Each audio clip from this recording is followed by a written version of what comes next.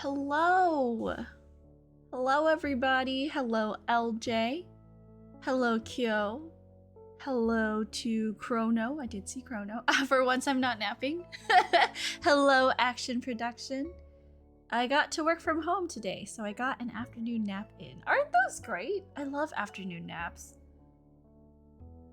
Show, thank you for the lurk. I appreciate it. Hello, Apple. Welcome, welcome. Hello, everybody. How are you guys doing tonight? Tonight, we are going to finally finish A Christmas Carol by Charles Dickens. Finishing up chapters 4 and 5. Chapter 5 seems kind of short, so I decided to combine them into one reading. So yeah, we'll see how that goes. Just in time for the break. Exactly, just in time for the holidays, so that, you know, we can fill you with the holiday cheer, some Christmas spirit. Watching some Star Fox for fun. Not interested in that series, but one game of it. Gotcha. That sounds fun. I hope you guys are having a good evening, whatever you are doing. If you choose to listen to the ASMR, I appreciate it. If you are lurking, I appreciate it. And if you are chatting, I love you. Alright, you guys. Happy holidays to you too. Oh, Action, thank you. Yes, happy holidays to everybody. Alright, so let me just double check, because I'm 99% sure all of my alerts are off, so you won't hear anything. You won't be able to see anything either on screen, because I'll be able to hear it.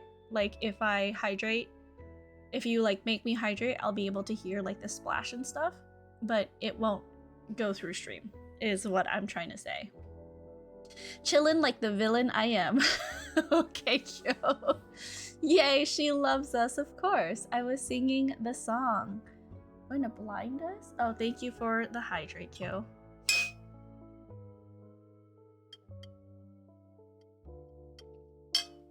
You know, I was actually thinking on Christmas, because I am spending, so Thursday, basically, I'll be cooking with Ever and friends. Friday is like Christmas with friends. And then Saturday, Sunday is Christmas with family. But I'll be coming back down the mountain, because I'm going up to Big Bear. I'll be coming down the mountain on the 25th. So I was thinking I'll probably be doing a Christmas stream. And I'll probably be singing some Christmas songs, since it will be the last acceptable day to sing and listen to holiday music. Anytime after that, everyone's like, save it for December 1st. Trying to figure out what to make for Christmas. Make a bûche de Noël. Or make a make some sugar cookies. Those are always fun. I wasn't saying it, but happy holidays. You're not singing it this time. Just now actually saying to you. Gotcha. Okay, thank you. Wait, was it the happy holidays to you? That song? Were you singing that? She'll be coming around the mountain when she comes. I'm hoping to go Christmas shopping on Friday, so tomorrow I'm gonna clean up for Santa. Ooh, Christmas shopping on Friday, 2 days before Christmas? It might be a lot busier than you're expecting. I'm gonna put a tentative time on that Christmas stream. Yes, I actually think I'll be down the mountain by like 6 or 7. So I'm gonna shoot for 7. So the stream for Sunday will start approximately 45 minutes ago in 3 days. Does that make sense? 3 days later. No, 4 days later at 7 p.m. Right now it is 7:45. I know I crave violins and ice cream. Indeed, we wish you a Merry Christmas and a spamtastic New Year. Oh my god. I am down. I am down to eat some spam. Some weirdly flavored spam, but spam nonetheless. Is it bad to say Merry Christmas now or something? I'm not sure. I think a lot of people are saying, well, Christmas is a Christian holiday, so we should be secular and say Happy Holidays. I say Merry Christmas, I say Happy Holidays. I think I wrote Happy Holidays on the cards, just because, you know, other people celebrate things like Hanukkah, and, you know, we don't want to leave them out. After Christmas or before Christmas? It'll be on Christmas Day. I don't celebrate Christmas. Yeah, I'm saying Merry Christmas to everyone. I think it's nice to understand that there are people out there who don't celebrate Christmas, and we just want to make sure we include everyone, you know? Oh, hello, Bishop. Welcome. Did you manage to get the cards out? Yes. Okay, so here's the deal. All domestic cards have been shipped out. The post office did not have international forever stamps, but luckily, Ever has 5 left. I'm going to Ever's house tomorrow, so I will be shipping the international postcards out tomorrow when I get the forever stamps from Ever. I have to go into work because they're doing some kind of like holiday lunch tomorrow as well, so I'll be there. And then I'll head to Ever's, grab the stamps, and then I'll be shipping out the international cards. So I'm hoping that you guys get it maybe like next week or a little bit after New Year's. I'm so sorry, you guys. It's just because of work that the stamp rally ended so late. And then also because of work that I couldn't work on postcards while I was gone. But I promise that those will be earlier next year. Hopefully I don't have all the work travel. I don't think I'll have work travel like late next year, but they'll definitely be shipped out earlier. When are the digital ones arriving? Okay, so because I shipped out the domestic ones today, I'm gonna give at least 2 business days, which is Thursday and Friday, for them to arrive. So Friday, if you requested a digital postcard, Friday is when all the digital postcards will be sent out to the email that you provided on the form. Is the In-N-Out truck coming? The In-N-Out truck is not coming. We have not had In-N-Out come back since that one time the company did it. Bishop says that's why I started saying Happy Holidays. Oh, by the way, did you ever, you said you had to take a test or some kind of shirt for the job you were looking for? How did that go, Bishop? We'll get them when we get them. I hope you're not going to be traveling as much next year. You deserve a rest. I will be traveling once for work, twice for a stargazing trip my friends are planning, 3rd for a wedding, my cousin's wedding. She's asked me to be a bridesmaid. And 4th for probably a bachelorette trip before that. So I just want to... Guys, it's been a really busy 3 months. And like looking into the next 3 months, I can already see I have so much traveling planned. And I want to just curl into a little ball and cry.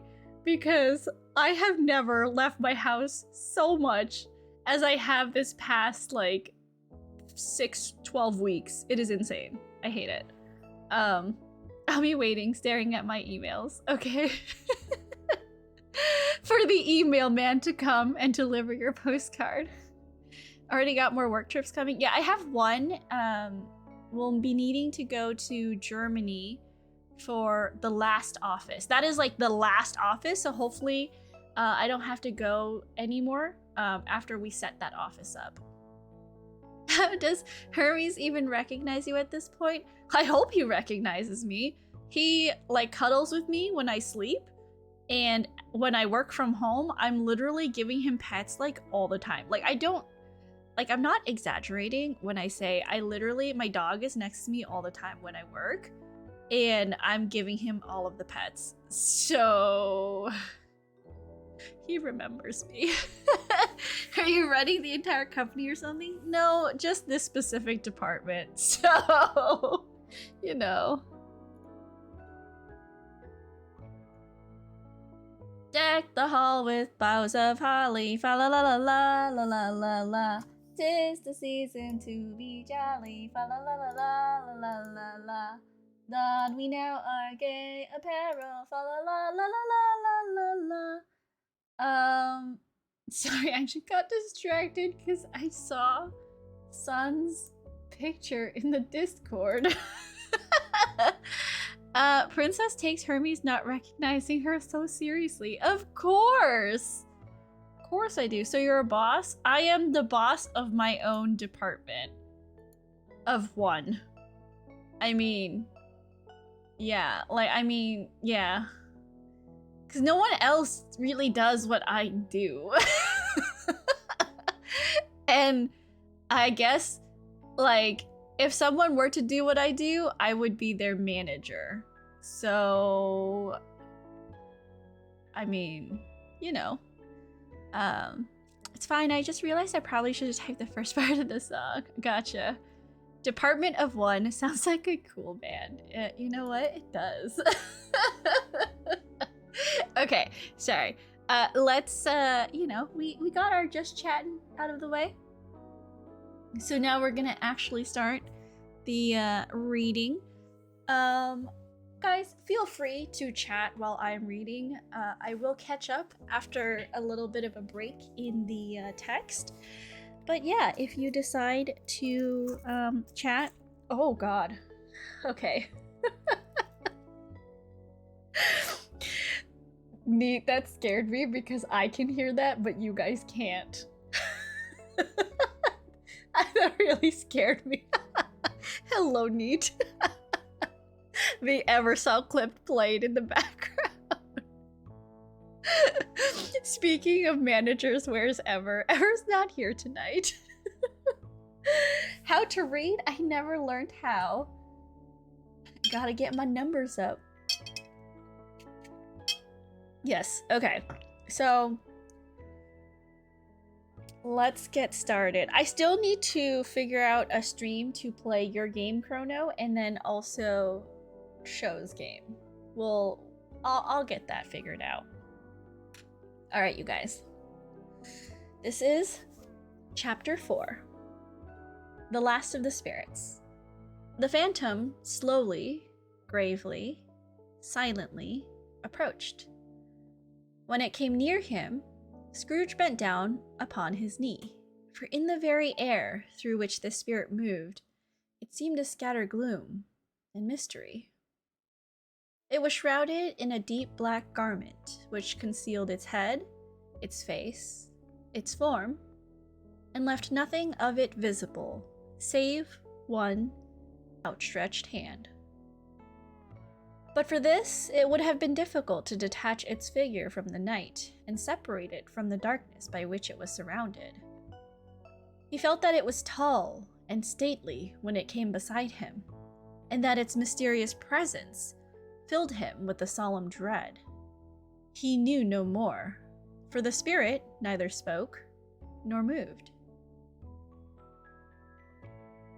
I am in the presence of the ghost of Christmas yet to come? Said Scrooge. The spirit answered not, but pointed onward with its hand. You are about to show me shadows of the things that have not happened, but will happen in the time before us, Scrooge pursued.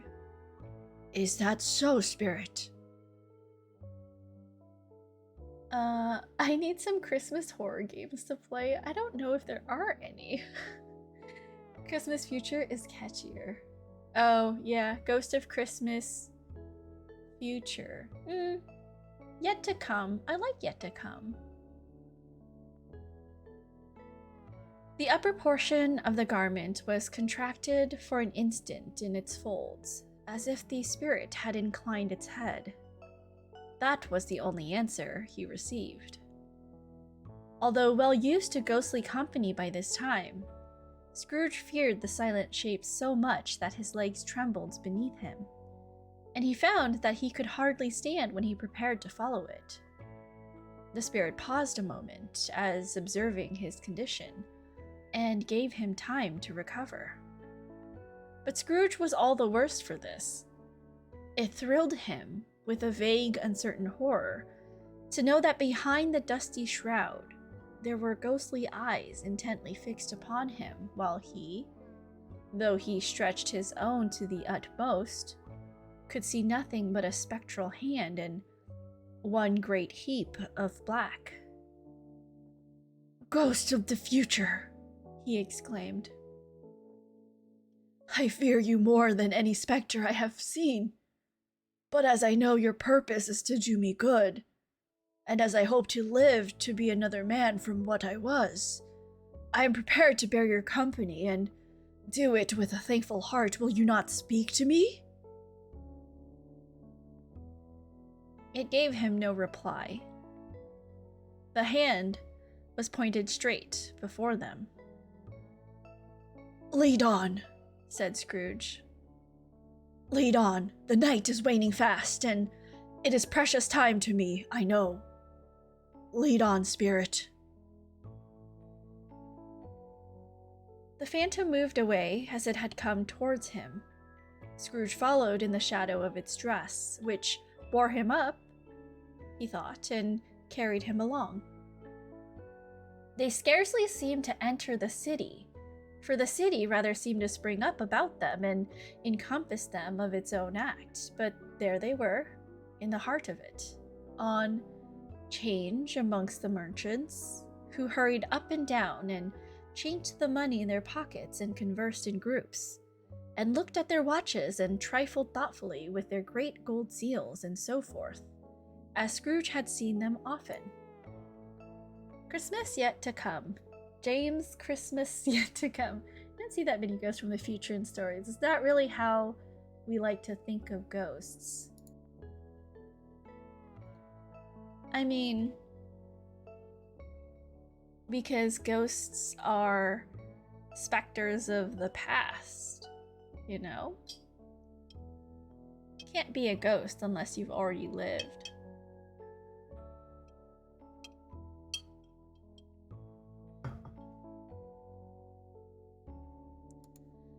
The spirit stopped beside one little knot of businessmen.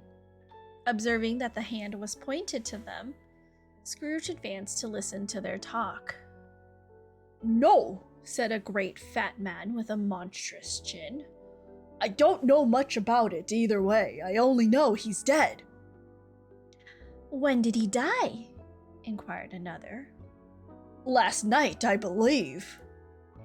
"Why, what was the matter with him?" asked a third, taking a vast quantity of snuff out of a very large snuff box. "I thought he'd never die." "God knows," said the first with a yawn. "What has he done with his money?" asked a red-faced gentleman with a pendulous excrescence on the end of his nose that shook like the gills of a turkey cock.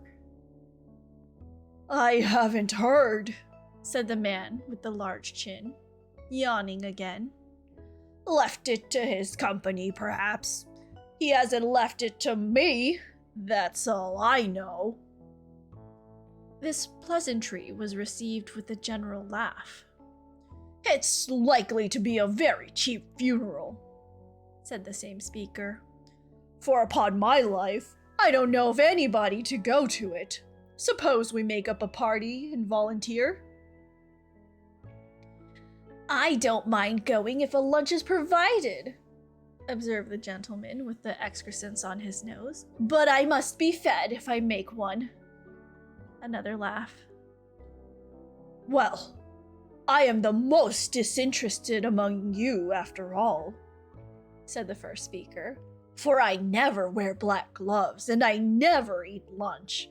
But I'll offer to go, if anybody else will.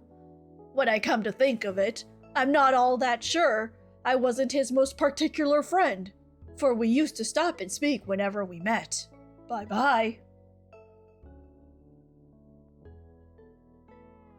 Speakers and listeners strolled away and mixed with other groups. Scrooge knew the men and looked towards the spirit for an explanation. The phantom glided on into a street. Its finger pointed to two persons meeting. Scrooge listened again, thinking that the explanation might lie here. He knew these men also perfectly. They were men of business, very wealthy and of great importance. He had made a point always of standing well in their esteem. In a business point of view, that is. Strictly in a business point of view. "How are you?" said one. "How are you?" returned the other. "Well," said the first. "Old Scratch has got his own at last, hey?" "So I am told," returned the second. "Cold, isn't it?" "Seasonable for Christmas time. You're not a skater, I suppose?" No, something else to think of. Good morning." Not another word. That was their meeting, their conversation, and their parting. Scrooge was at first inclined to be surprised that the spirit should attach importance to conversations apparently so trivial. But feeling assured that they must have some hidden purpose, he set himself to consider what it was likely to be. They could scarcely be supposed to have any bearing on the death of Jacob, his old partner, for that was past, and this ghost's province was the future. Nor could he think of anyone immediately connected with himself to whom he could apply them.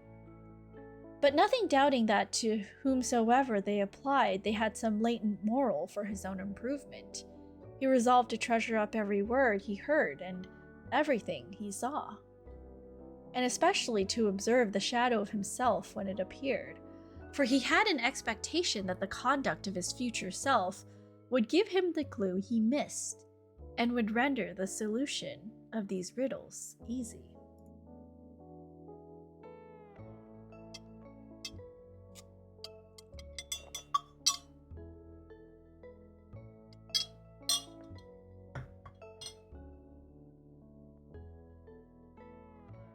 He looked about in that very place for his own image, but another man stood in his accustomed corner, and though the clock pointed to his usual time of day for being there, he saw no likeness of himself among the multitudes that poured in through the porch.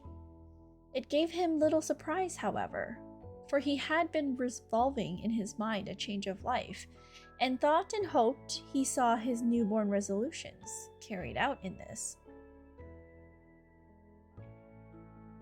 Quiet and dark, beside him stood the phantom with its outstretched hand. When he roused himself from his thoughtful quest, he fancied from the turn of the hand and its situation in reference to himself that the unseen eyes were looking at him keenly. It made him shudder and feel very cold. They left the busy scene and went into an obscure part of the town, where Scrooge had never penetrated before, although he recognized its situation and its bad repute.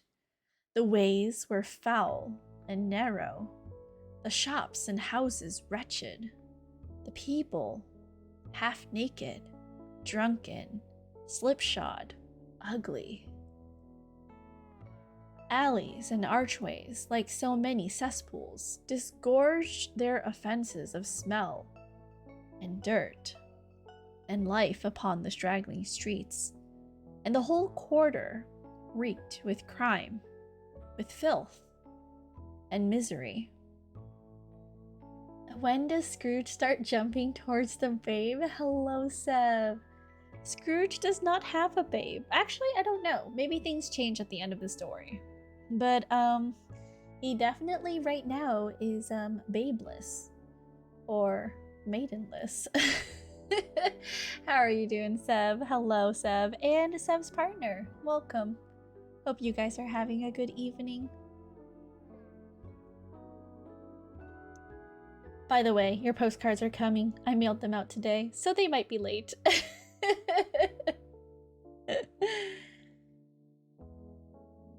Half-naked people? Goodness. No, I don't want my babe to be half-naked. Fully clothed. Far in this den of infamous resort, there was a low-browed beadling shop below a penthouse roof, where iron, old rags, bottles, bones, and greasy offal were bought. Upon the floor within were piled up heaps of rusty keys, nails, chains, hinges, files, scales, weights, and refuse iron of all kinds. Secrets that few would like to scrutinize were bred and hidden in mountains of unseemly rags, masses of corrupted fat, and sepulchres of bone. Sitting in among the wares he dealt in, by a charcoal stove made of old bricks, was a gray-haired rascal, nearly 70 years of age, who had screened himself from the cold air without by a frowsy curtaining of miscellaneous tatters hung upon a line, and smoked his pipe in all the luxury of calm retirement. We are say-so here. We are. Why would Dickens bring up half-naked people if they're not going to be important? Well, it's to show you the imagery of this area, you know? Yay for Christmas cheer! Indeed, yay for Christmas cheer.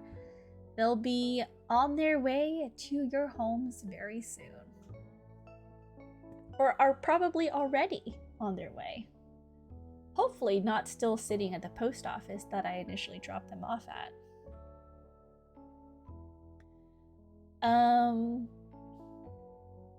Scrooge and the Phantom came into the presence of this man, just as a woman with a heavy bundle slunk into the shop. But she had scarcely entered when another woman, similarly laden, came in too, and she was closely followed by a man in faded black, who was no less startled by the sight of them than they had been upon the recognition of each other. After a short period of blank astonishment in which the old man with the pipe had joined them, they all three burst into a laugh. And when does the murdering start? No, the murdering will not start. I have already deleted your answers. There is no murdering, I promise. Let the charwoman alone to be the first, cried she who had entered first. Let the laundress alone to be the second, and let the undertaker's man alone to be the third. Look here, old Joe, here's a chance. If we haven't all three met here without meaning it. You couldn't have met in a better place, said old Joe, removing his pipe from his mouth. Come into the parlor. You were made free of it long ago, you know, and the other two ain't strangers. Stop till I shut the door of the shop. Ah, how it shrieks! There ain't such a rusty bit of metal in the place as it owns hinges, I believe, and I'm sure there's no such old bones here as mine. We're all suitable to our calling. We're well matched. Come into the parlor. Come into the parlor. She knows too much. Why would there be murder in this Christmas story? There wouldn't. Show, thank you for the 10 bits. I appreciate it.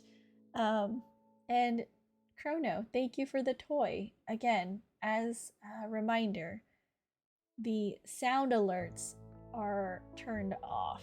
So if you hear something, let me know for next time I do some kind of reading stream. But that should be off.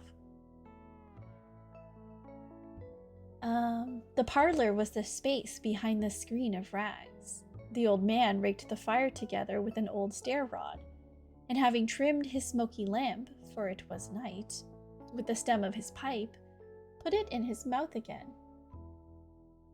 While he did this, the woman who had already spoken threw her bundle on the floor, and sat down in a flaunting manner on a stool, crossing her elbows on her knees and looking with a bold defiance at the other two.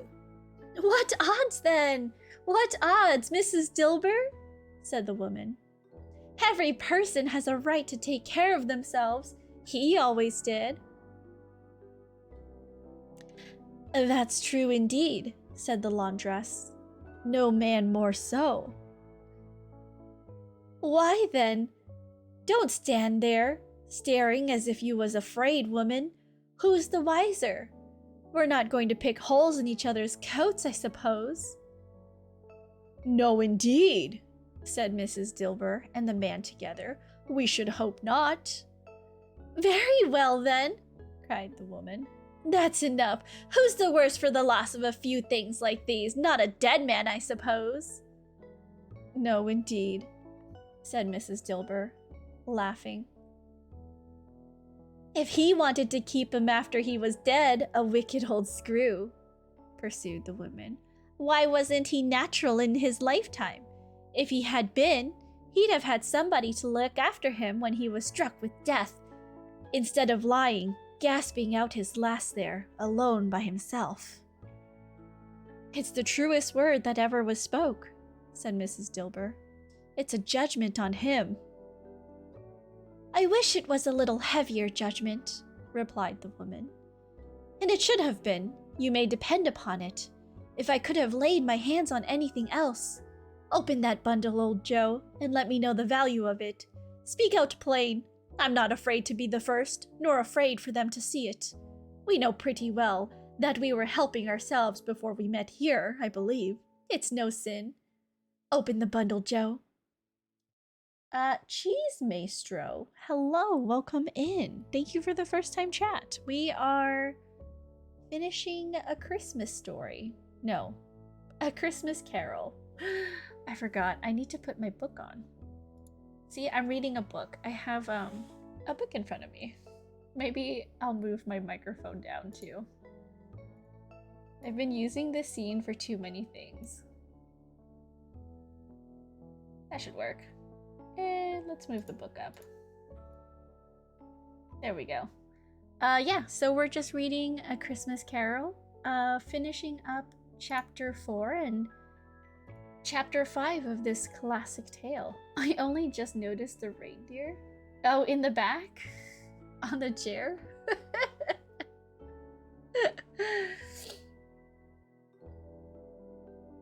Let's see. Where were we? But the gallantry of her friends would not allow of this, and the man in faded black, mounting the breech first, produced his plunder. It was not extensive, a seal or two, a pencil case, a pair of sleeve buttons, and a brooch of no great value were all. They were severally examined and appraised by old Joe, who chalked the sums he was disposed to give for each upon the wall, and added them up into a total, when he found there was nothing more to come. "That's your account," said Joe, "and I wouldn't give another 6 pence if I was to be boiled for not doing it. Who's next?" Mrs. Dilber was next. Sheets and towels, a little wearing apparel, 2 old-fashioned silver teaspoons, a pair of sugar tongs, and a few boots. Her account was stated on the wall in the same manner. "I always give too much to ladies. It's a weakness of mine, and that's the way I ruin myself," said old Joe. "That's your account. If you asked me for another penny, and made it an open question, I'd repent of being so liberal and knock off half a crown." "And now undo my bundle, Joe," said the first woman. Joe went down on his knees for the greater convenience of opening it, and, having unfastened a many great knots, dragged out a large and heavy roll of some dark stuff. "What do you call this?" said Joe. "Bed curtains." "Ah!" returned the woman, laughing and leaning forward on her crossed arms. "Bed curtains!" "You don't mean to say you took 'em down, rings and all, with him lying there?" said Joe. "Yes, I do," replied the woman. "Why not?" You were born to make your fortune, said Joe. And you'll certainly do it.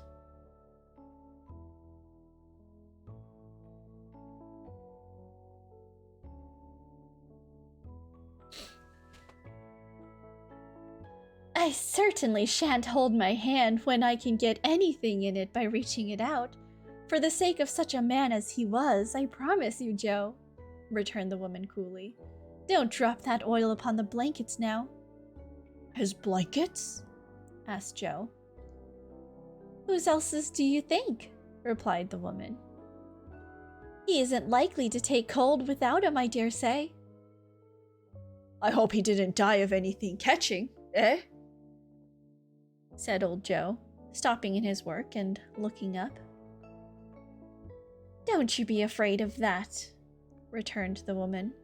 I ain't so fond of his company that I'd loiter around about him for such things if he did. Ah! You may look through that shirt till your eyes ache, but you won't find a hole in it nor a threadbare place. It's the best he had and a fine one too. They'd have wasted it if it hadn't been for me. What do you call wasting of it? Asked old Joe. Putting it on him, to be buried in, to be sure, said the woman, with a laugh. Somebody was fool enough to do it, but I took it off again. If calico ain't good enough for such a purpose, it isn't good enough for anything. It's quite as becoming to the body. He can't look uglier than he did in that one. Scrooge listened to this dialogue in horror. As they sat grouped about their spoil in the scanty light afforded by the old man's lamp, he viewed them with a detestation and disgust, which could hardly have been greater, though they had been obscene demons marketing the corpse himself. Little Girl Plays, hello, thank you for the follow. Welcome in. Welcome to the Puppy Kingdom. You probably can't see this, but on a normal day, when people follow, I get a lot of toy squeaky bones thrown at me. So, hello, welcome in. I hope you're having a good evening.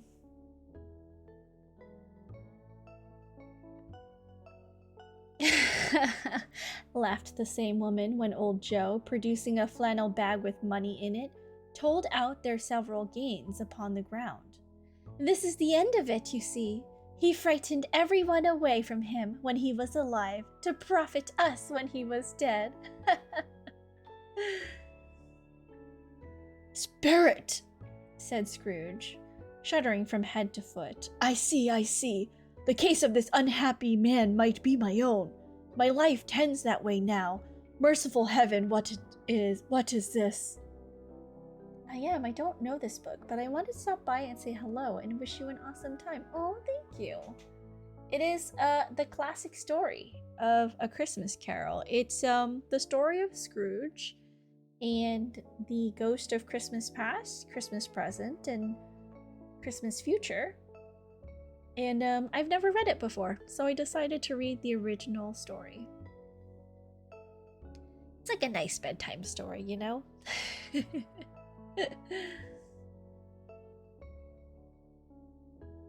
He recoiled in terror, for the scene had changed, and now he almost touched a bed, a bare, uncurtained bed, on which, beneath a ragged sheet, there lay a something covered up, which, though it was dumb, announced itself in awful language. The room was very dark, too dark to be observed with any accuracy, though Scrooge glanced round it in obedience to a secret impulse, anxious to know what kind of room it was. A pale light rising in the outer air fell straight upon the bed, and on it, plundered and bereft, unwatched, unwept, uncared for, was the body of this man. Thank you for the hydrate, British. That is a very delicious hydrate. Thank you. How are you doing, British? I hope you're having a good evening. LJ says dumb means mute in this instance, for everyone unaware. Yes, dumb does mean mute. What are you drinking? Tea? Jess! Hello! Yes, I am drinking some cold green tea. I also have a cup of water. Today is a day where my hydration station is not decked out. I'm trying to use less cups this week because I know I'll need to be away from home for a little bit because of visiting family. So I'm trying not to like be messy. I got milk and a bit of a glass of water. Milk sounds good. Ooh, milk and cookies. That sounds so good right now. I love green tea. Any honey? Nope, just cold green tea. But I do like drinking any tea, whether it's black or green, with a little bit of honey. Some citrus too is usually tasty. British is good. Can't stay long. Gotta get some sleep for promotion interview tomorrow. How is Princess? Congratulations! I hope your interview goes well, British. Also, FYI, postcards have been sent out, so British, your postcard is coming in the mail. The less cups you have, the less likely you are to spill anything. Very true. More cookies. Please share pictures of your cookies in the Discord, Chrono. Right now, I'm drinking milk because I want to drink something sweet, but not soda. Oh yeah, milk is... I like drinking milk with a little bit of condensed, like, sweet milk in it. It's really tasty. Especially this late when I'm not eating a meal. Yeah, very true. Good skill, British. No luck needed. Yes. British is very hardworking, and they deserve it. So, you know what? You're gonna totally, like, do great on this interview. Just power pose. 5 to 10 minutes before your interview, just do a power pose in the bathroom and just let yourself soak in that energy stance. And then when you walk into that interview, you'll feel super confident. Milk mixed with condensed milk? Yes, very good. Don't you just want to drink those 2 hot chocolates on screen? I do. Remember, guys, this hot chocolate is mine. This one right here. And the hot chocolate on the other side of me, on chat, that's your hot chocolate. There's 2 hot chocolates. One for me and one for chat. JoJo pose. It's just a power pose, you know, like a... maybe hands on hips, wide arms. Yeah, exactly. Yes, yes, I am awesome. I am awesome. And just say that in the bathroom. And then, you know, when you leave the bathroom, you'll be super stoked for your interview. And you'll sound very natural. The other hot chocolate belongs to Padori Princess. Kind of true, too. Scrooge glanced towards the phantom. Its steady hand was pointed to the head.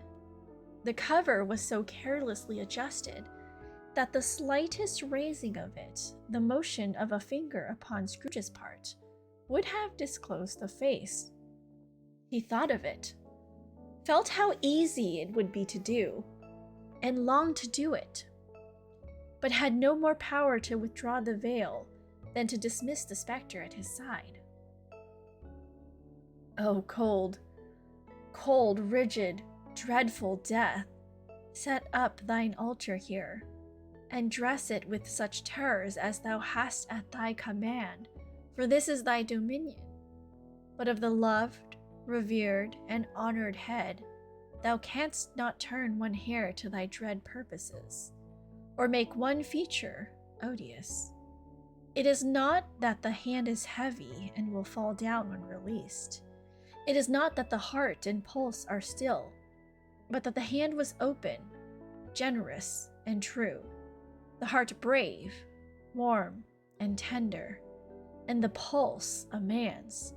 Strike, shadow, strike, and see his good deeds springing from the wound, to sow the world with life immortal.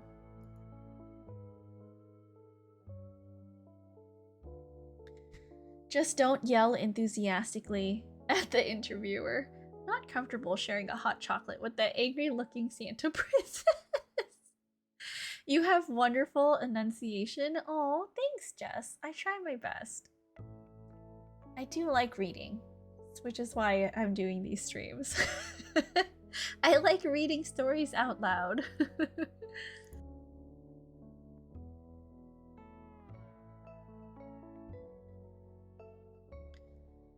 No voice pronounced these words in Scrooge's ears, and yet he heard them when he looked upon the bed. He thought, if this man could be raised up now, what would be his foremost thoughts? Avarice? Hard dealing? Griping cares? They have brought him to a rich end, truly.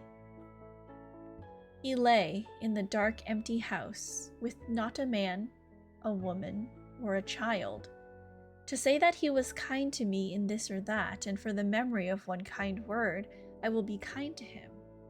A cat was tearing at the door, and there was a sound of gnawing rats beneath the hearthstone. What they wanted in the room of death, and why they were so restless and disturbed, Scrooge did not dare to think. Princess is a professional VA. I am definitely not. My FF playthroughs are ridiculous.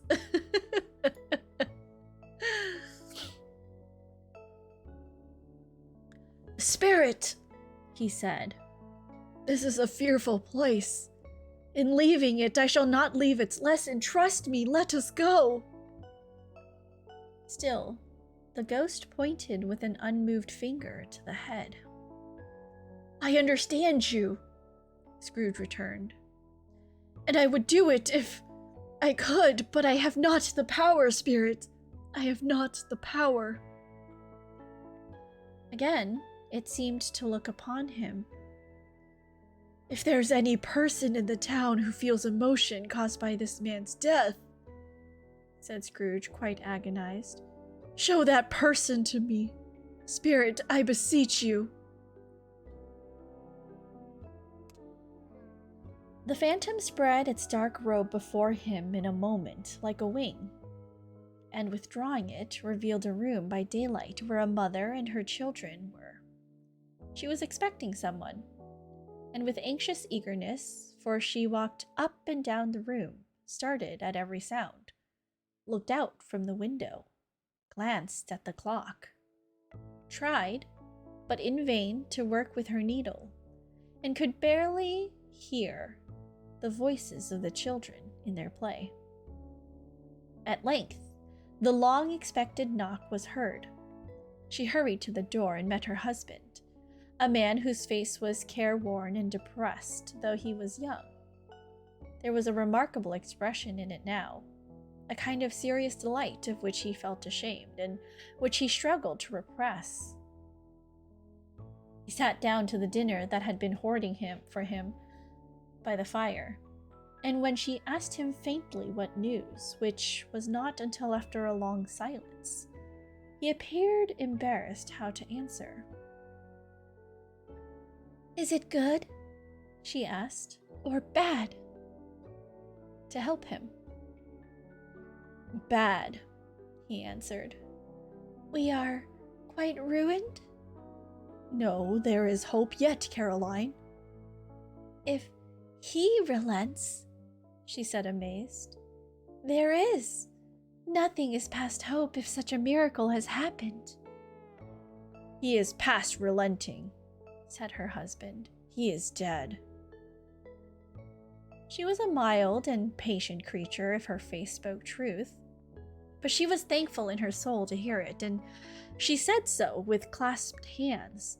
She prayed forgiveness for the next moment and was sorry, but the first was the emotion of her heart. Thank you for the toy bone, Chrono. I'm going to take a moment to sip some water.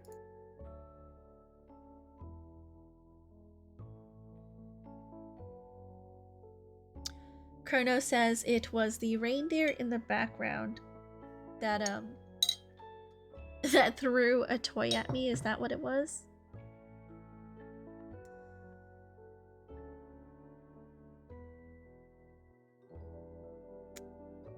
Let's see, where were we?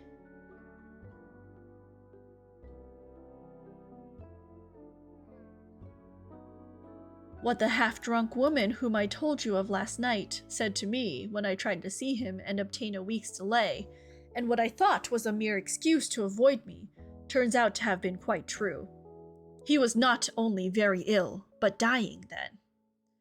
To whom will our debt be transferred? I don't know, but before that time, we shall be ready with the money. And even though we were not, it would be a bad fortune indeed to find so merciless a creditor in his successor. We may sleep tonight with light hearts, Carolyn. Yes. Soften it as they would, their hearts were lighter. The children's faces, hushed and clustered round to hear what they so little understood, were brighter, and it was a happier house for this man's death. The only emotion that the ghost could show him, caused by the event, was one of pleasure. "Let me see some tenderness connected with a death," said Scrooge, "or that dark chamber, spirit which we left just now, will be forever present to me." The ghost conducted him through several streets familiar to his feet, and as they went along, Scrooge looked here and there to find himself, but nowhere was he to be seen. They entered poor Bob Cratchit's house, the dwelling he had visited before, and found the mother and the children seated round the fire. Quiet. Very quiet. The noisy little Cratchits were as still as statues in one corner and sat, looking up at Peter, who had a book before him. The mother and her daughters were engaged in sewing, but surely they were very quiet. "Hello, Time. Welcome in. I hope you're having a good evening." "Welcome, welcome."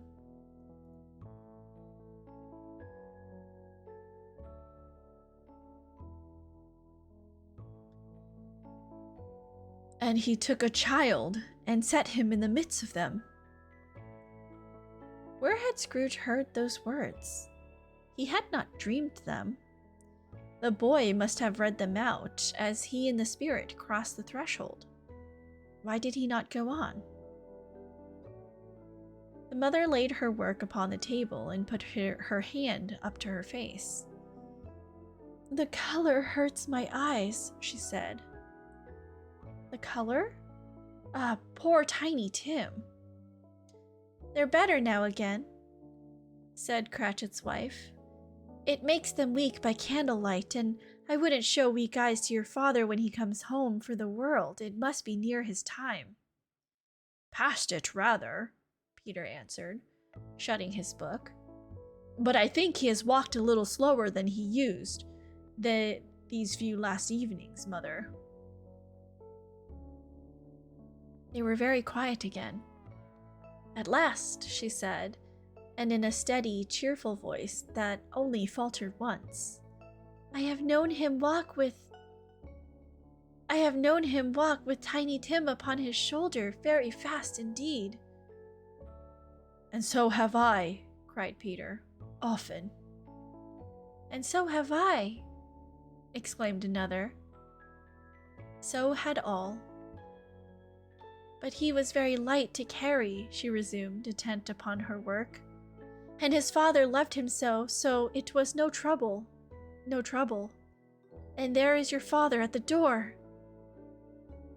She hurried out to meet him, and little Bob and his comforter, he had need of it, poor fellow, came in. His tea was ready for him on the hob, and they all tried who should help him to it most. Then the two young Cratchits got upon his knees and laid each child a little cheek against his face, as if they said, "Don't mind it, father, don't be grieved." Bob was very cheerful with them, and spoke pleasantly to all the family. He looked at the work upon the table and praised the industry and speed of Mrs. Cratchit and the girls. They would be done long before Sunday, he said. "Sunday? You went today then, Robert?" said his wife. "Yes, my dear," returned Bob. I wish you could have gone. It would have done you good to see how green a place it is. But you'll see it often. I promised him that I would walk there on Sunday. My little child, cried Bob. My little child. He broke down all at once. He couldn't help it. If he could have helped it, he and his child would have been farther apart, perhaps, than they were. Hello, the real salties. Welcome in. Thank you for the first-time chat. Today we are reading A Christmas Carol by Charles Dickens about Scrooge and the ghost of Christmas past, present, and future.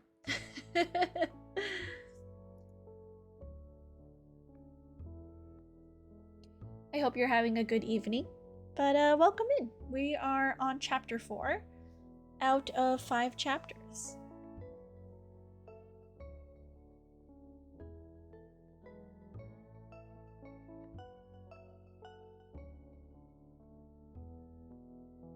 He left the room and went upstairs into the room above, which was lighted cheerfully and hung with Christmas. There was a chair set close beside the child, and there were signs of someone having been there lately. Poor Bob sat down in it, and when he had thought a little and composed himself, he kissed the little face. He was reconciled to what had happened and went down again quite happy. No worries. 5 total chapters. Thank you, Jess. They drew about the fire and talked, the girls and mother working still. Bob told them of the extraordinary kindness of Mr. Scrooge's nephew, whom he had scarcely seen but once, and who, meeting him in the street that day and seeing that he looked just a little down, you know, said Bob, inquired what had happened to distress him. On which, said Bob, for he is the pleasantest spoken gentleman you ever heard, I told him, I am heartily sorry for it, Mr. Cratchit, he said, and heartily sorry for your good wife. By the by, how he ever knew that, I don't know. Knew what, my dear? Why, that you were a good wife, replied Bob. Everybody knows that, said Peter. Very well observed, my boy, cried Bob. I hope they do. Heartily sorry, he said, for your good wife, if I can be of service to you in any way, he said, giving me his card. That's where I live. Pray come to me. No, it wasn't, cried Bob, for the sake of anything he might be able to do for us, so much as for his kind way, that this was quite delightful. It really seemed as if he had known our Tiny Tim and felt with us. I'm sure he's a good soul, said Mrs. Cratchit. You would be surer of it, my dear, returned Bob, if you saw and spoke to him. I shouldn't be at all surprised, mark what I say, if he got Peter a better situation. Only hear that, Peter, said Mrs. Cratchit.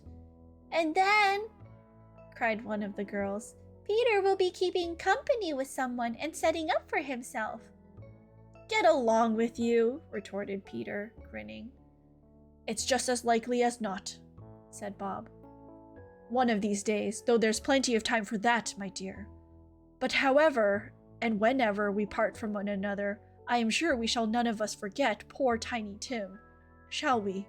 Or this first parting that there was among us.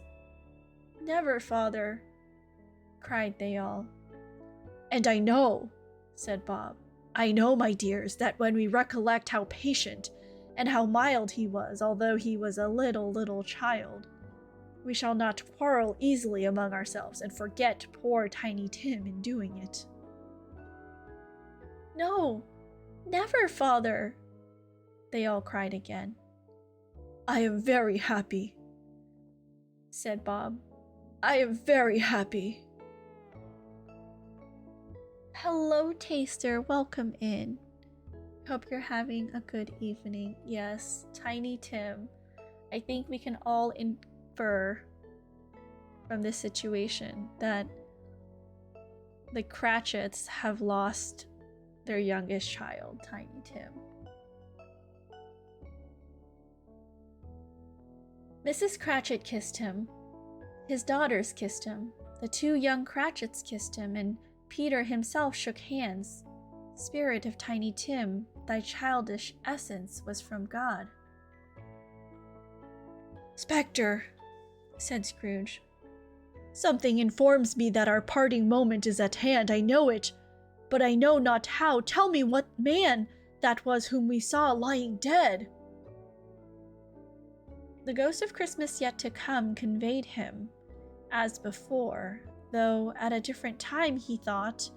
Indeed, there seemed no order in these latter visions, save that they were in the future, into the resorts of businessmen, but showed him, not himself. Indeed, the spirit did not stay for anything, but went straight on as to the end just now desired, until besought by Scrooge to tarry for a moment. This court, said Scrooge, through which we hurry now, is where my place of occupation is, and has been for a length of time. I see the house. Let me behold what I shall be in days to come.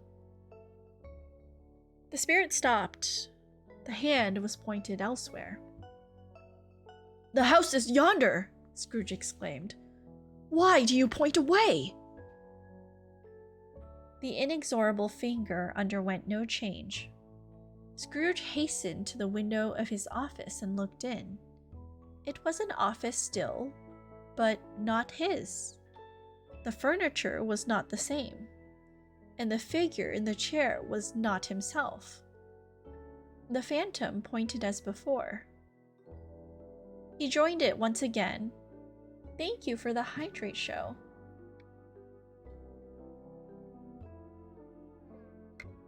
Yum, water. I don't know why. I feel like the days that I'm going to be doing a reading stream that I've scheduled, something happens to my throat right before stream. Like today, I was coughing for a whole 10 minutes while steak was cooking on the counter, on the stove. Don't know why. But that kind of messed with my throat a little.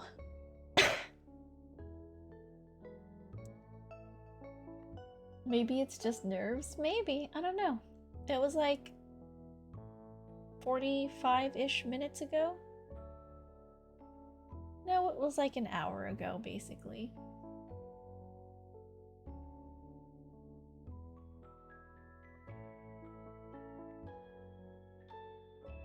Where are we?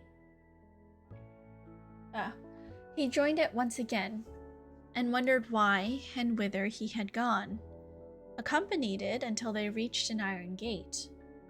He paused to look round before entering. A churchyard. Here, then, the wretched man, whose name he had now to learn, lay underneath the ground. It was a worthy place, walled in by houses, overrun by grass and weeds, the growth of vegetation's death, not life, choked up with too much burying, fat with repleted appetite, a worthy place. The spirit stood among the graves and pointed down to one. He advanced towards it, trembling. The phantom was exactly as it had been, but he dreaded that he saw new meaning in its solemn shape. Before I draw nearer to that stone to which you point, said Scrooge, answer me one question. Are these the shadows of the things that will be, or are they shadows of things that may be only? Still, the ghost pointed downward to the grave by which it stood. Men's courses will foreshadow certain ends to which, if preserved in, they must lead, said Scrooge. But if the courses be departed from, the ends will change. Say it is thus, with what you show me. The spirit was immovable as ever. Scrooge crept towards it, trembling as he went, and followed the finger, read upon the stone of the neglected grave his own name, Ebenezer Scrooge. "Am I that man who lay upon the bed?" he cried upon his knees. The finger pointed from the grave to him and back again. "No! Spirit! Oh no! No!" The finger still was there. "Spirit!" he cried, tight clutching at its robe. "Hear me! I am not the man I was. I will not be the man I must have been but for this intercourse. Why show me this, if I am past all hope?"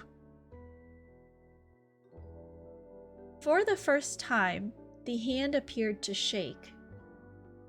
"Good Spirit," he pursued, as down upon the ground he fell before it, "your nature intercedes me and pities me. Assure me that I yet may change these shadows you have shown me by an altered life." The kind hand trembled. "I will honor Christmas in my heart and try to keep it all the year.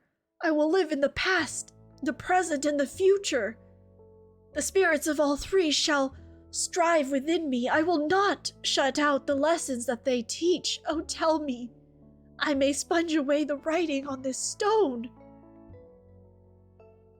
In his agony, he caught the spectral hand. It sought to free itself, but he was strong in his entreaty and detained it. The spirit, stronger yet, repulsed him. Holding up his hands in a last prayer to have his fate reversed, he saw an alteration in the phantom's hood and dress. It shrunk, collapsed, and dwindled down into a bedpost.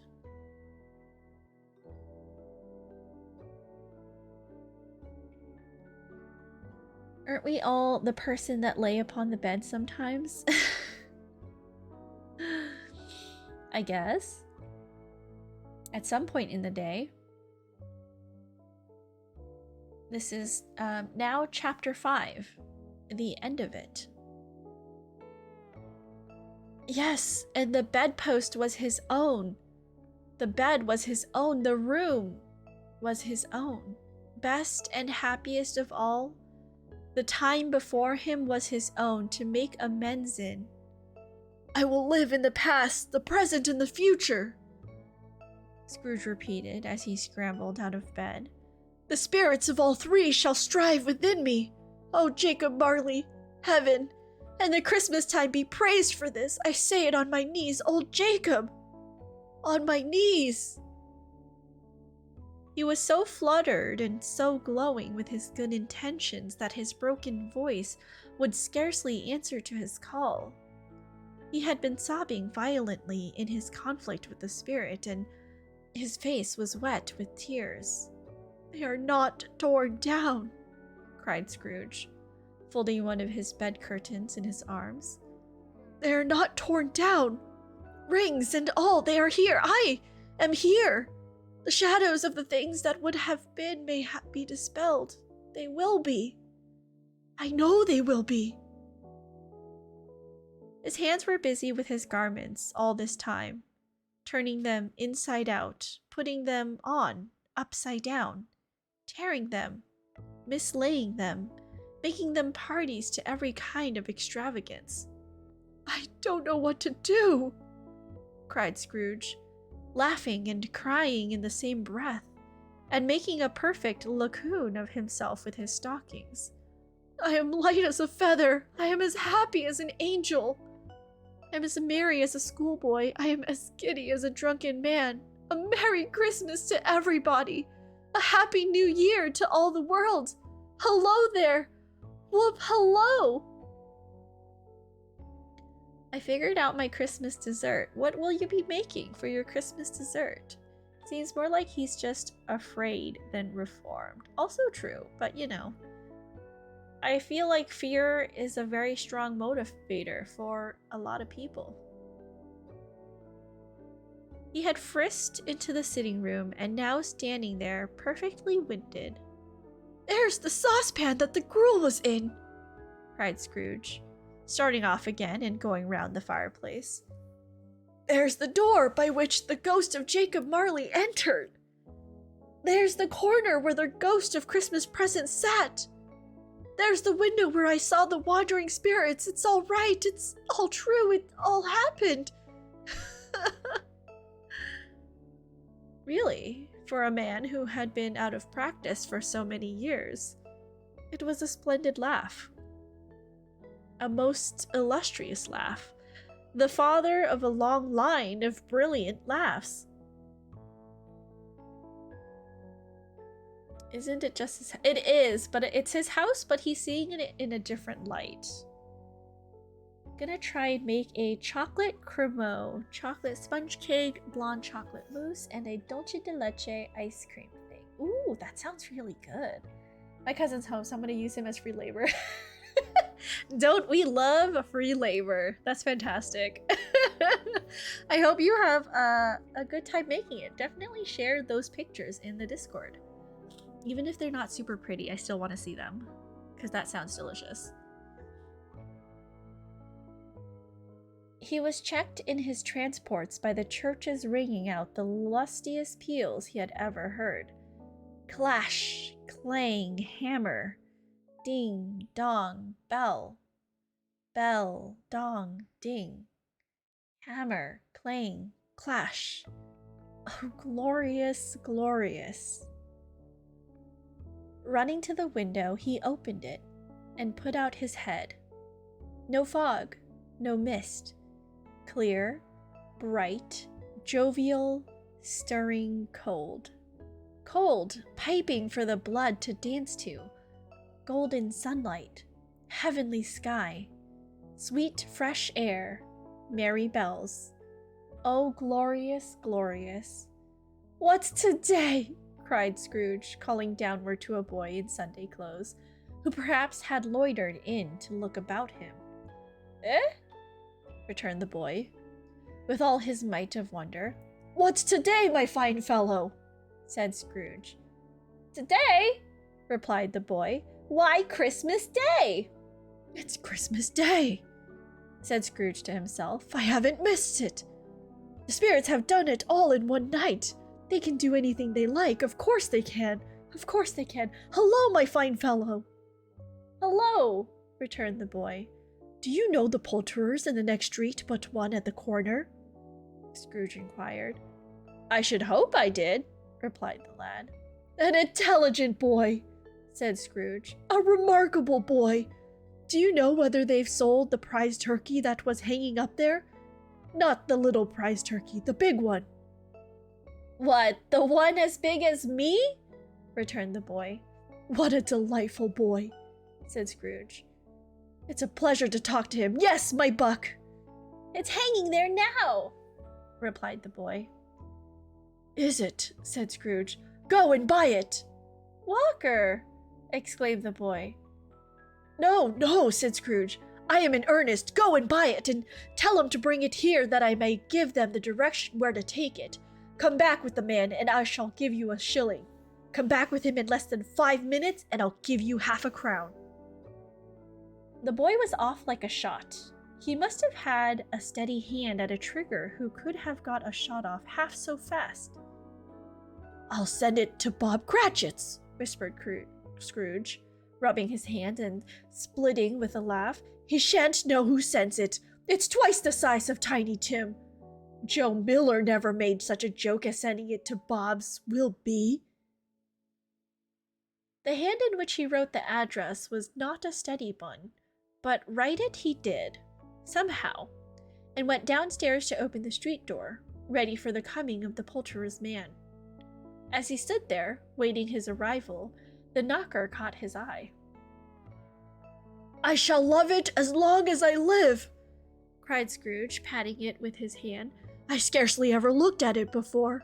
What an honest expression it has in its face. It's a wonderful knocker. Here's the turkey. Hello, Whoop. How are you? Merry Christmas." It was a turkey.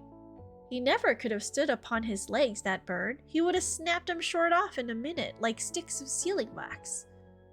Why, it's impossible to carry that to Camden Town, said Scrooge. You must have a cab. The chuckle with which he said this, and the chuckle with which he paid for the turkey, and the chuckle with which he paid for the cab, and the chuckle with which he recompensed the boy were only to be exceeded by the chuckle with which he sat down breathless in his chair again and chuckled till he cried. Shaving was not an easy task, for his hand continued to shake very much, and shaving requires attention, even when you don't dance while you are at it. But if he had cut the end of his nose off, he would have put a piece of sticking plaster over it and been quite satisfied. He dressed himself all in his best, and at last got out into the streets.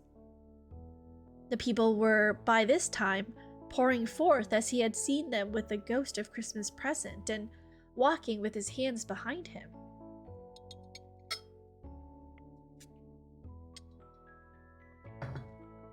Scrooge regarded every one with a delighted smile. He looked so irresistibly pleasant, in a word, that 3 or 4 good-humored fellows said, "Good morning, sir! A Merry Christmas to you!" And Scrooge said often afterwards that all of the blithe sounds he had ever heard, those were the blithest in his ears. He had not gone far when, coming on towards him, he beheld the portly gentleman who had walked into his counting-house the day before and said, "Scrooge and Marley's, I believe?" It sent a pang across his heart to think how this old gentleman would look upon him when they met, but he knew what path lay straight before him, and he took it. "My dear sir," said Scrooge, quickening his pace and taking the old gentleman by both his hands. "How do you do? I hope you succeeded yesterday. It was very kind of you. A Merry Christmas to you, sir." "Mr. Scrooge?" "Yes," said Scrooge. "That is my name, and I fear it may not be pleasant to you. Allow me to ask your pardon, and will you have the goodness—" Here, Scrooge whispered in his ear. "Lord bless me!" cried the gentleman, as if his breath were taken away. "My dear Mr. Scrooge, are you serious?" "If you please," said Scrooge. "Not a farthing less. A great many back payments are included in it, I assure you. Will you do me that favor?" "My dear sir," said the other, shaking hands with him, "I don't know what to say to such "Don't say anything, please," retorted Scrooge. "Come and see me. Will you come and see me?" "I will," cried the old gentleman, and it was clear he meant to do it. "Thank ye," said Scrooge. "I am much obliged to you. I thank you 50 times. Bless you."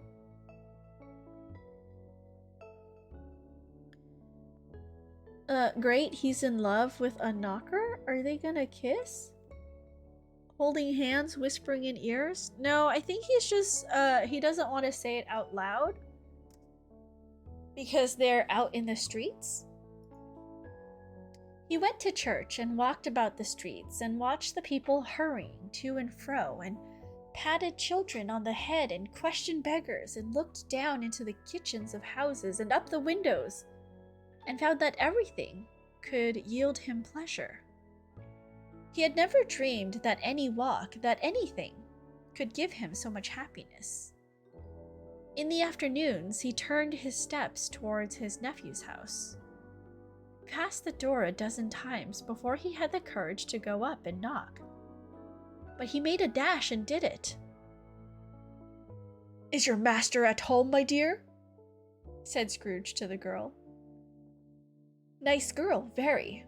"Yes, sir." "Where is he, my love?" said Scrooge. "He's in the dining room, sir, along with mistress. I'll show you upstairs, if you please." "Thank ye, he knows me," said Scrooge, with his hand already on the dining room lock. "I'll go in here, my dear." He turned it gently and sidled his face in round the door. They were looking at the table, which was spread out in great array, for these young housekeepers are always nervous on such points and like to see that everything is right. "Fred!" said Scrooge. Dear heart alive, how his niece by marriage started. Scrooge had forgotten for the moment about her sitting in the corner with the footstool, or he wouldn't have done it on any account. "Why, bless my soul!" cried Fred. "Who's that?" "It's I, your Uncle Scrooge. I have come to dinner. Will you let me in, Fred?" "Let him in? It is a mercy he didn't shake his arm off. He was at home in 5 minutes. Nothing could be heartier. His niece looked just the same. So did Topper when he came.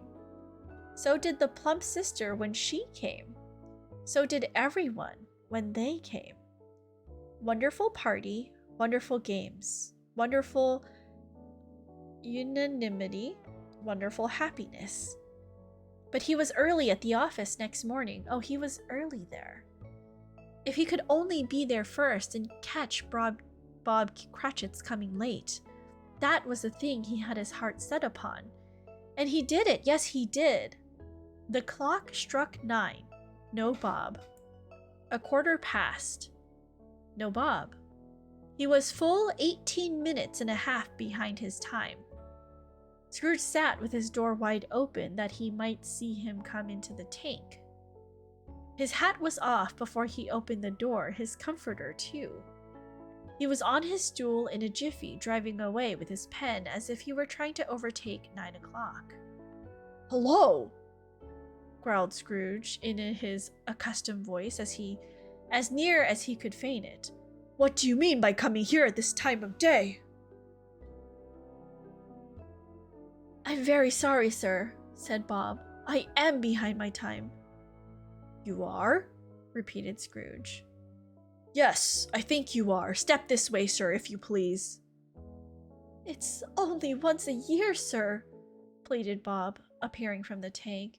"It shall not be repeated. I was making rather merry yesterday, sir." "Now, I'll tell you what, my friend," said Scrooge. "I'm not going to stand this sort of thing any longer, and therefore," he continued, leaping from his stool and giving Bob such a dig in the waistcoat that he staggered back into the tank again, "and therefore I'm about to raise your salary." Thank you for the hydrate time. What great timing.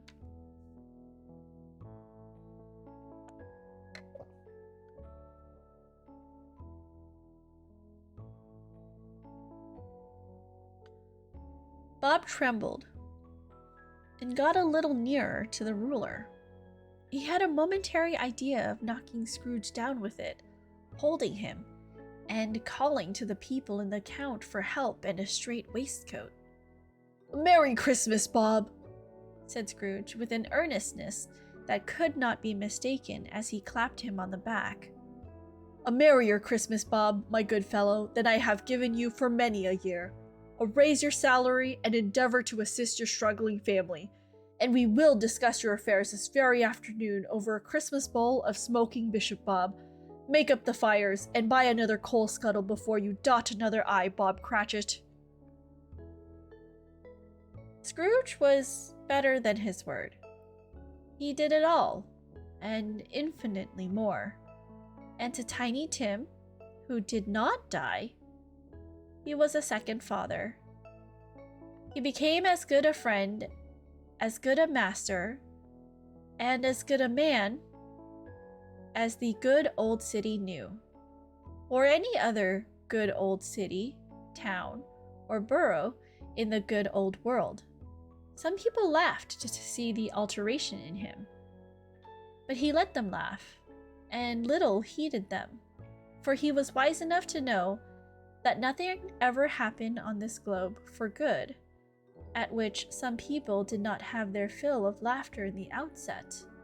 And knowing that such as these would be blind anyway, he thought it quite as well that they would wrinkle up their eyes in grins, as have the malady in less attractive forms. His own heart laughed, and that was quite enough for him. He had no further intercourse with spirits, but lived upon the total abstinence principle ever afterwards, and it was always said of him that he knew how to keep Christmas well. If any man alive possessed the knowledge, may that be truly said of us and all of us. And so, Tiny Tim observed, God bless us, everyone.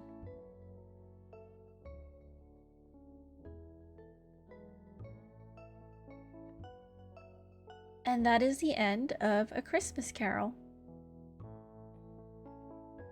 The ending was quite abrupt. Like,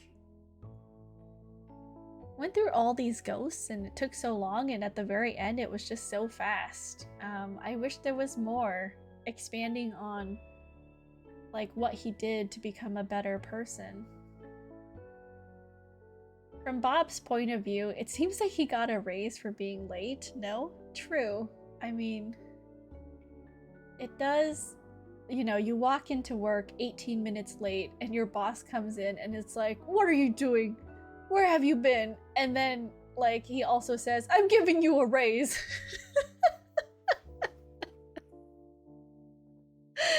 It's really awkward. I really like the story. I can see why people like it and do like different versions of it, because I think it's not so detailed that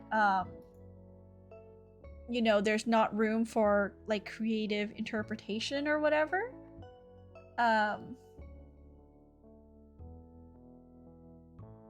Let's see. Yeah, I think that's, yeah.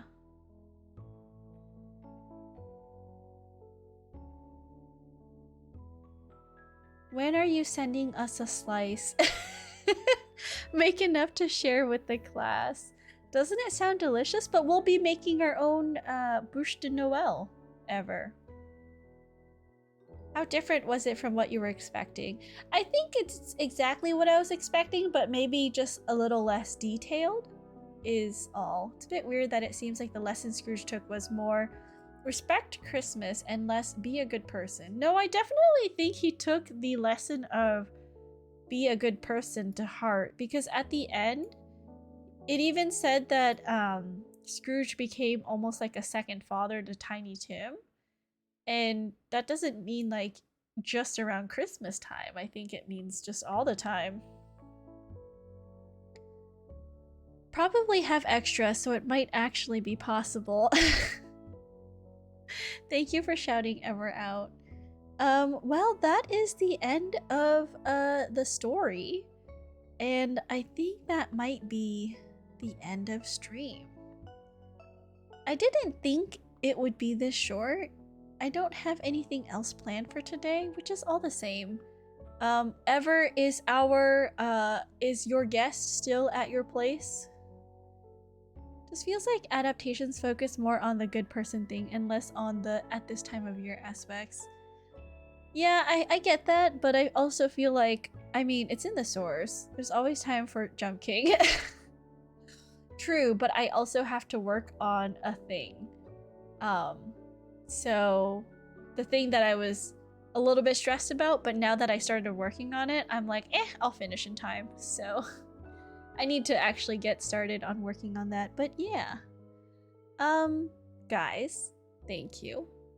I need to run because since I'm done with the story, there's really nothing left for tonight, but just wanted to say I hope you guys have a Merry Christmas, a Happy Holidays. I will be quite active in the Puppy Kingdom Discord and on Twitter. So if you want to follow me on Twitter, that's my link.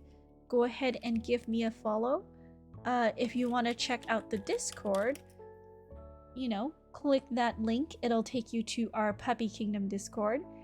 But yeah, I will probably just be cooking a lot tomorrow and the day after.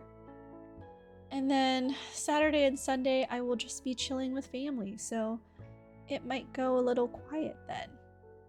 Or I might be bored sitting on the couch watching TV with the family, and I might be retweeting stuff. So, you know, I like how that is still the Discord message. I need to change it, truly. Oh, thank you, Time. I think you're awesome. I really appreciate it. Let's see, who is on right now that we can say hello to?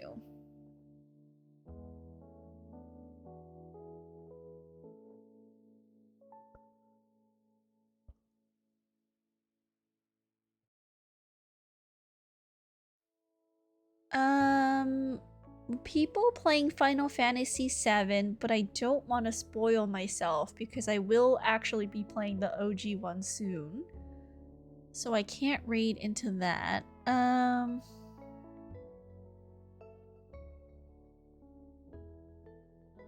Let's see.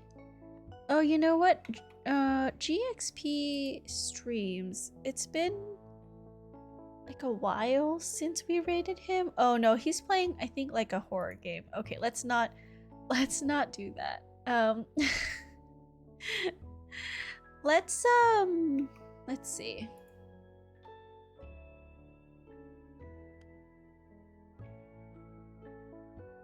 Well, Boba is playing some Genshin. It looks like he's playing the Genshin card game. Let's drop him a raid. Alright guys, if you have a subscription, go ahead and copy this raid message. I'm so sorry today's stream is kind of short. Unfortunately, that's all I have planned for today. Sometimes it's nice to keep it short and sweet, you know? And God bless us, every one of us. Yeah, exactly. If you could raid yourself, would you? No, I would not raid myself. Alright guys, if you have a subscription here on this channel, copy the raid message that has the Evermarch emote. We love the Evermarch. If you don't have a subscription, you are still welcome to join us on this raid. It's the little corgi and weenie dog faces. Let's start this raid over. Before we end stream, I want to thank Cygnus VT for the follow from yesterday. Thank you. Thank you, Show, for the 10 bits, and thank you if you're still lurking. And thank you to Little Girl Plays for the follow. I appreciate it. Thank you guys for hanging out, lurking, chatting, Time, British, LJ, Chrono, Jess. Who else came by? Hello MT, thank you. We're actually ending soon. I think we had someone new come by. Salty. Oh, here it is. The real Salties. Thank you for coming through. And Sev. Yes, British. I did say British. And Action Production, of course. Oh, and then Cheese Maestro also came. Alright guys, we're gonna raid Boba. I think I got his name correct. Alright guys, as always, please be happy, please be healthy, but most of all, please be kind. Be kind to others, because you never know what a smile, hug, or hello can do for someone who's having a bad day. And be kind to yourselves. Make sure you're staying hydrated. Oh, Taster, yes, you were here too. Hello and thank you. And, sorry it's so short today. Make sure you're staying hydrated, Taster. Stretch. Get up, walk around every hour or so. This goes for everybody. Make sure you're pumping that blood through your legs so you don't get some kind of weird embolism, whether it's in your legs or in your brains or, you know, just not in a good place. Because you might die, and I love you, and I don't want you to die. Guys, Merry Christmas, Happy Holidays. I will see you all probably Sunday. We'll be doing a Christmas karaoke stream on the last acceptable day of the year to sing Christmas songs. But until then, please be safe. Please have a happy holiday season with some good food, good friends, and good family if you so choose. All right, my puppies. I love you. Goodbye.